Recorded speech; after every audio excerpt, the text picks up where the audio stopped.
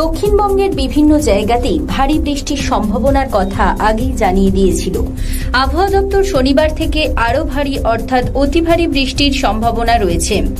এই জেলাগুলি হল উত্তর চব্বিশ পরগনা, দক্ষিণ চব্বিশ পরগনা, পূর্ব মেদিনীপুর এবং পশ্চিম মেদিনীপুর। অতি ভারী বৃষ্টি হতে পারে। রাত থেকে ভারী বৃষ্টি হতে পারে হুগলি পশ্চিমের 3 জেলা, বাঁকুড়া, পুরুলিয়া ও ঝাড়গ্রামের। এক নাগাড়ে বৃষ্টির জন্য পাগল হয়ে যাচ্ছেন সাধারণ মানুষ। আমরা ইতিমধ্যেই দেখেছি ফারাক্কা বাঁধ খুলে দেবার জন্য বাংলাদেশের পরিস্থিতি ভয়াবহ। তবে আমাদের পশ্চিমবঙ্গে বন্যা পরিস্থিতি না হলেও এক নাগাড়ে বৃষ্টির ফলে জনজীবন ব্যাহত হচ্ছে। নিচু এলাকায় জল জমে যাচ্ছে। তবে শুধুমাত্র বৃষ্টিপাত নয়, এর সাথে বজ্রপাতের কারণে রাস্তায় বেরোনো ভয়ের কারণ হয়ে দাঁড়িয়েছে। বৃষ্টির কারণে যানজট হতে পারে, ট্রেন বাতিল হওয়ার সম্ভাবনা রয়েছে। সেক্ষেত্রে হাতে সময় নিয়ে তারপর কাজের ক্ষেত্রে বেরোবে। উত্তরবঙ্গের বিভিন্ন জায়গায় ভারী বৃষ্টি হতে পারে। উত্তরবঙ্গের দার্জিলিংয়ে ভারী বৃষ্টির সতর্কতা রয়েছে।